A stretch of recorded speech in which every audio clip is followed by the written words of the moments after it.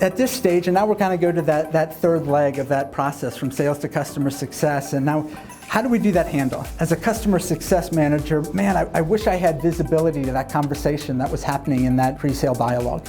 I wish there was a corporate memory to that, and that at any time I can come back and I can identify and remind myself and the customer as to the outcomes that were driving this partnership from the beginning.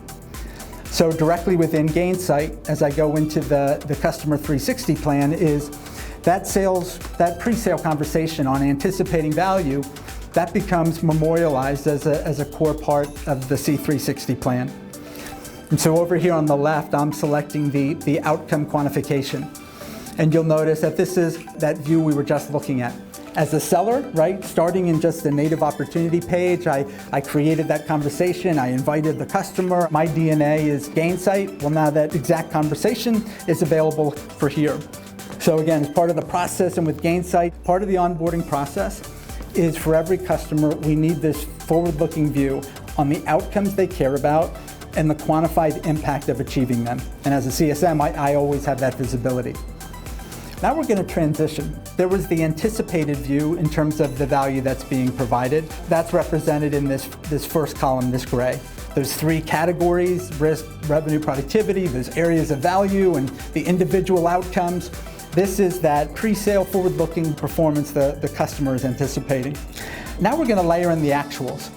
So this is where there's complete continuity, that handoff where this blue column, or the second, it created a parallel instance of that conversation, and we're tracking the actuals. And now for each outcome, now we have this gap-based green, red, above or below, where we're seeing how consistent are the actual results being recognized with what was anticipated. This is where the criticality of the customer co-shaping it with you, right? Because now, yeah, I can see here that the reduced marginal cost of sale, we're 20% below. Us as partners, Mr. Customer, we co-shape this together. This is not me as the provider having to explain the gaps.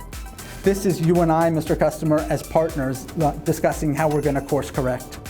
But just a very impactful way to show the customers early on to say, hey, let us show you the disciplined process and structure and how we're going to track the value, and then mechanically how we can actually track it and show those gaps. As we know, a core focus and strength of Gainsight and around the PX is adoption is an expectation, but that's not what really determines effective utilization. But you'll notice at the top is we do have other ways to kind of overlay and track the value that's being recognized.